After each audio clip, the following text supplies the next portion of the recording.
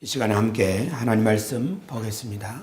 빌립보서 2장 13절부터 16절까지 말씀입니다. 읽습니다. 너희 안에서 행하시는 이는 하나님이시니 자기의 기쁘신 뜻을 위하여 너희에게 소원을 두고 행하게 하시나니 모든 일을 원망과 시비가 없이 하라.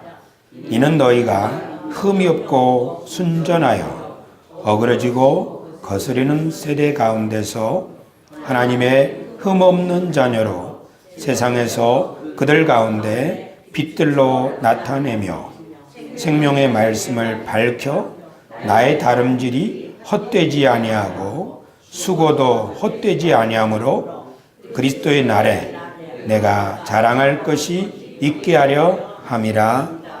아멘. 우리 한번 인사합시다. 안녕하세요. 이렇게 인사하니까 낯설죠? 우리 교회식으로 인사합시다. 하나님 여러분과 함께 하십니다. 네, 하나님이 지금도 일하고 계십니다. 여러분 만나서 반갑습니다. 지난주에 사실은 설교를 굉장히 길게 했는데요. 최대로 길게 했습니다. 근데 사실은 한마디 이야기를 하고 싶었던 거였습니다. 그 한마디 이야기는 뭐냐면 이 세상은 하나님의 세상이다. 다시 뒤집어 얘기하면 이 세상이 바로 천국이다. 그 얘기하고 싶었습니다. 그런데 천국이라면서 실제 생활은 왜 지옥 같습니까? 천국이라면서 전쟁도 있고 천국이라면서 우리의 삶은 너무 그렇지 않습니까? 이게 무슨 천국입니까? 오늘은 그 설교를 하려고 합니다. 이 세상이 하나님의 나라고 하나님의 천국이라면서 우리는 왜 불행합니까? 창세기 3장부터 11장까지 이야기가 그것을 말해주고 있습니다. 이 세상은 틀림없이 하나님이 만드신 세상이고 하나님의 나라입니다. 그런데 인간이 불행한 이유는 에덴 동산 밖에 살기 때문입니다. 에덴 동산 안에 산다면 행복하겠지만 에덴 동산 밖에 살면 불행합니다. 그러니까 다시 행복해지려면 에덴 동산 안으로 들어가야죠. 근데 에덴 동산이 어디 있습니까? 에덴 동산에서 4강이 나오는데 티그리스, 유프라테스 그리고 나머지 2강이 있습니다. 티그리스, 유프라테스는 지금 중동에 있는 이란, 이라크, 쿠웨이트 그쪽에 있는 강입니다. 그래서 에덴 동산을 찾아서 영국의 고고학자 데이빗 롤이라고 하는 사람이 찾아갔습니다. 이집트 상형 문자도 잘 공부하고 수메르 쐐기 문자도 잘 공부해서 드디어 에덴 동산이 있는 자리를 찾았습니다.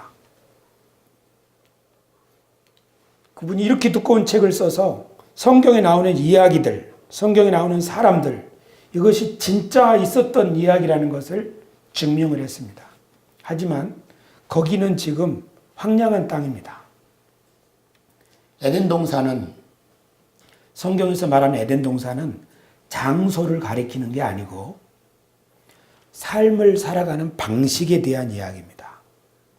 에덴 동산은 어디 들어가는 문제가 아니고 내가 지금 어떻게 살아가고 있느냐에 따라서 이 세상을 천국처럼 살 수도 있고 이 세상을 지옥처럼 살 수도 있습니다. 에덴 동산이라 함은 하나님이 계시는 곳입니다. 그러니까 우리가 지금 하나님과 더불어서 살아가고 있으면 이 사람은 그 어디나 천국입니다. 그러나 하나님 없이 살아가면 그 어디나 이 사람은 지옥입니다. 예수님도 천국은 여기 있다 저기 있다 하지 못하리니 천국은 너희 안에 있느니라. 그러니까 주님을 모시고 살아가는 사람들 속에 천국이 있다는 거죠.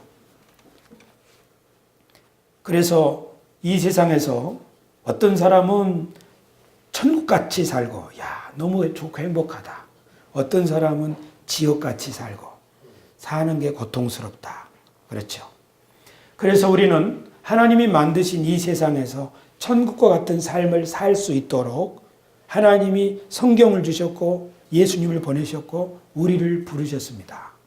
하나님은 우리를 어디로 데려가기를 원치 않고 우리를 이 인생 사는 동안에 정말 행복한 삶을 살기를 원하셨습니다.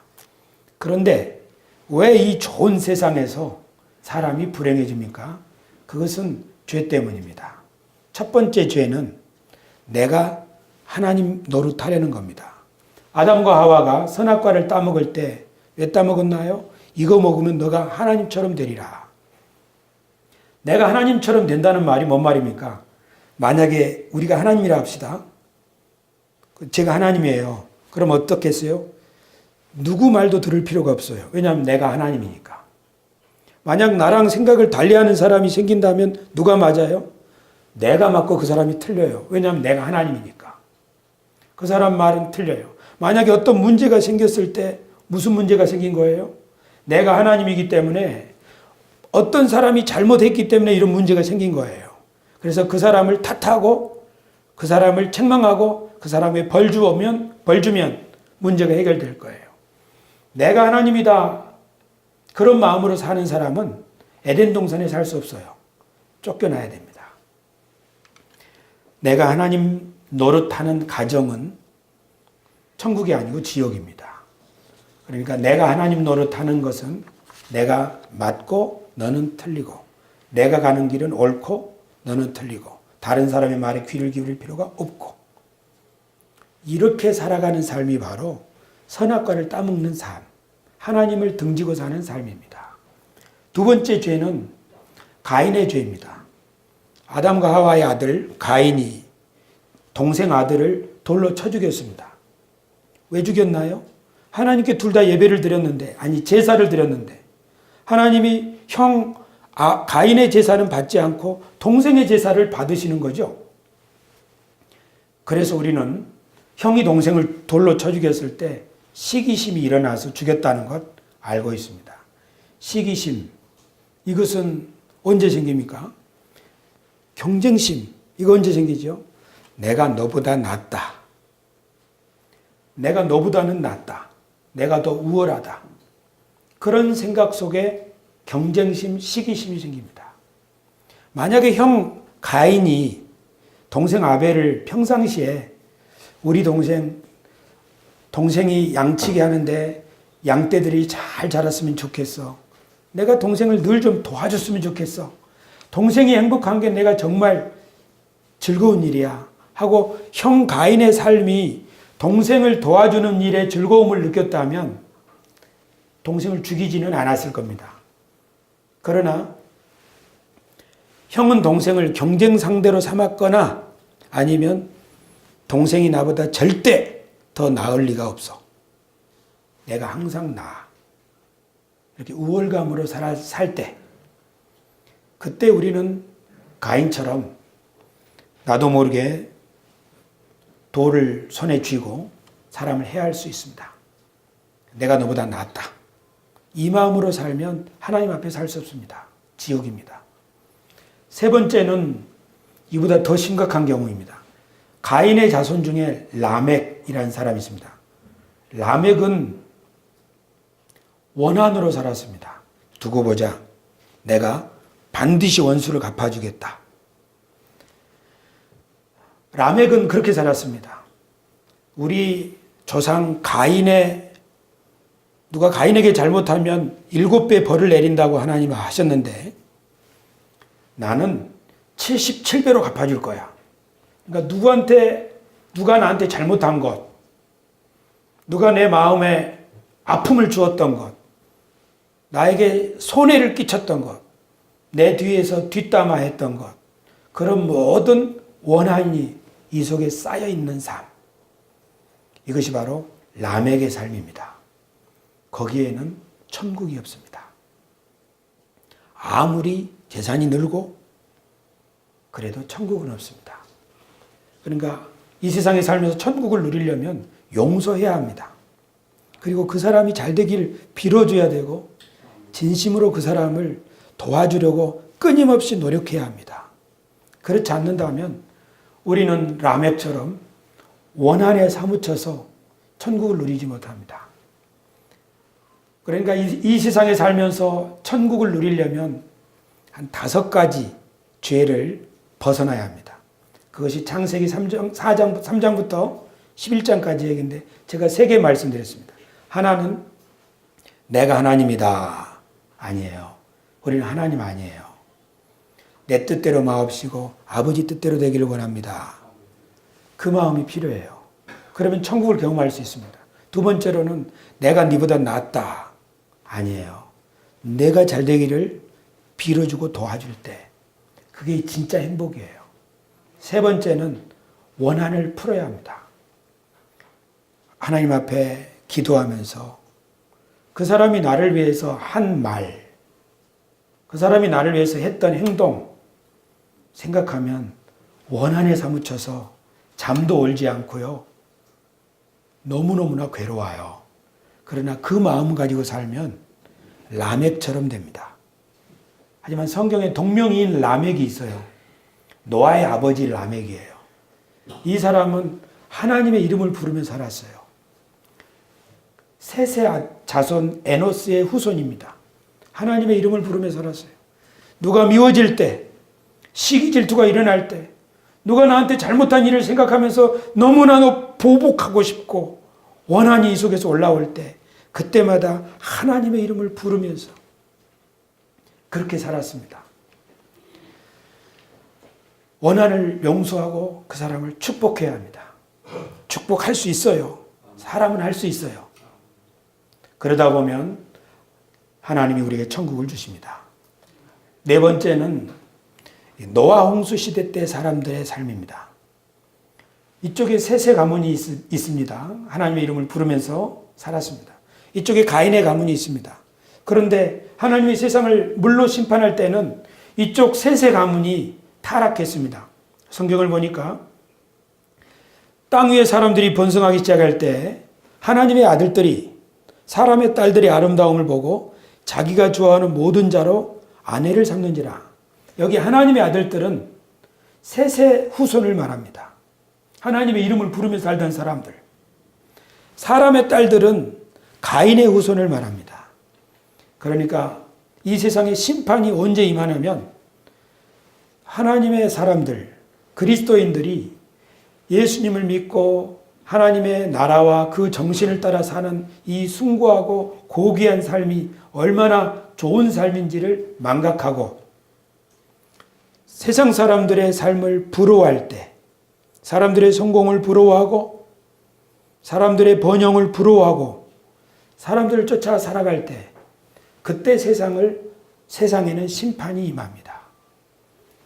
하나님이 이 세상의 유일한 희망으로 남겨두신 구루터기 바로 저와 여러분들입니다.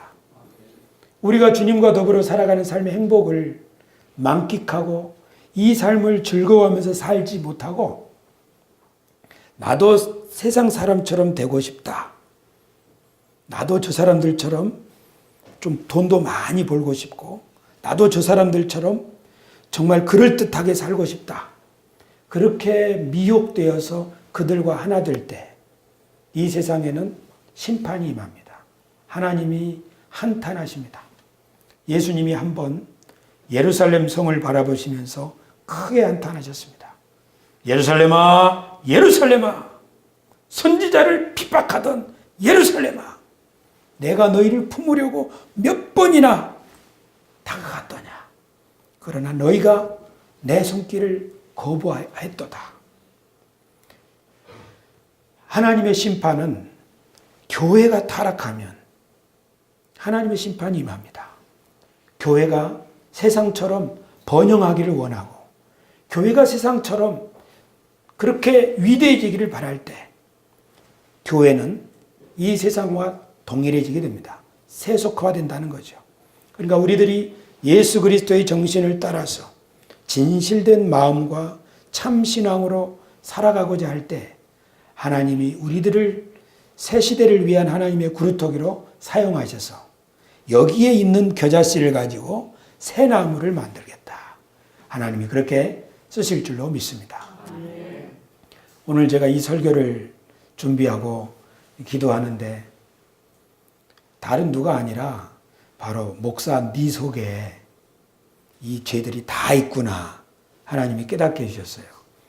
네가 하나님 노릇하려고 그랬고 네가 다른 사람보다 더 낫다 그렇게 생각하고 있고 네가 원한을 풀지 않고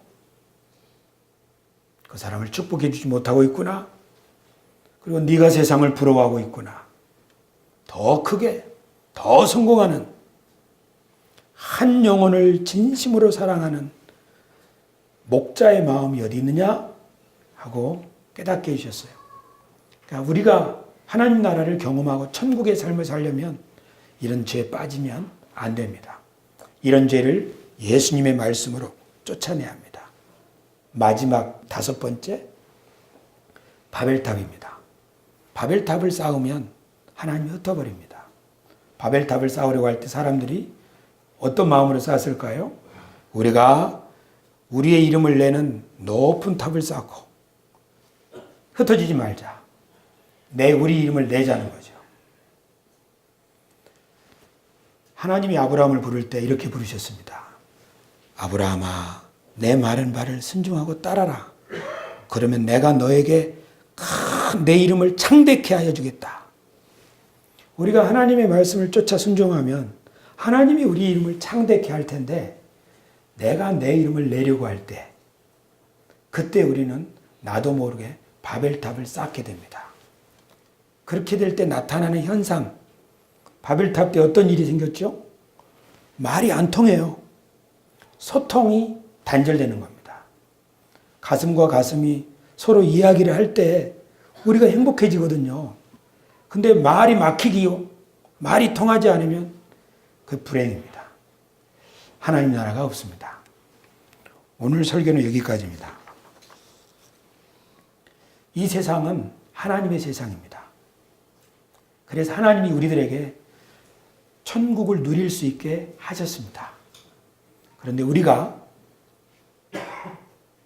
아담처럼 내가 하나님이 되어야겠다 이렇게 하거나 가인처럼 나는 네보다는 낫다 그렇게 하거나 라멕처럼 이 원한을 꼭 갚아주리라 이렇게 하거나 노아 시대 때 백성들처럼 세상이 참 부럽구나 나도 저들처럼 되고 싶다. 마지막으로 바벨 탑을 쌓던 사람들처럼 내 이름을 한번 내봐야 되겠다. 이렇게 살면 에덴 동산에서 쫓겨나고 하나님의 천국보다는 지옥의 사망을 경험하게 될 겁니다. 그러니까 우리가 어떻게 살아야겠습니까? 하나님, 나는 하나님이 아니고 하나님의 대리인입니다. 주님의 뜻을 이루기를 원합니다. 주님의 뜻을 나에게 가르쳐 주시고 나를 이끌어 주십시오. 그리고 또 어떻게 살아야겠습니까? 저 사람이 나보다 못하다가 아니라 저 사람이 잘 되면 좋겠습니다. 내가 지금 일하는 모든 일의 목표는 저 사람이 행복해지는 것입니다. 그 일에 나를 써주십시오. 이런 마음으로 살아야겠죠. 세 번째는 원한을 갚지 말고 용서해야 합니다. 살다 보면 누구나 다른 사람의 밟히게 되어 있습니다. 이 세상은 만원 버스와 같습니다. 나도 모르게 누군가 내 발을 밟아요. 나도 모르게 누군가 나를 쳐요. 근데 알고 보면 그 사람이 꼭 나빠서가 아니라 우리가 만원 버스에 살고 있는 사람처럼 나도 모르게 그렇게 밟힐 수도 있고 당할 수도 있어요. 근데 사실은 나도 누군가의 발을 밟는다는 사실이에요. 그러니까 용서하는 거. 거기에 우리의 행복이 있습니다. 원한을 풀어야죠. 축복으로 바꾸시길 바랍니다. 우리 그렇게 합시다. 그리고 제일 중요한 것 중에 하나. 여러분이 살아가는 믿음의 삶이 좋은 거예요.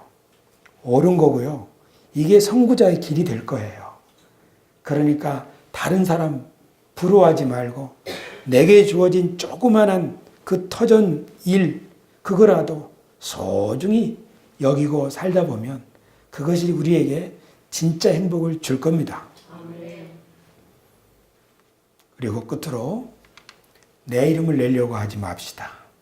우리가 하나님의 뜻에 순종하면 나머지는 하나님이 하실 줄로 믿습니다.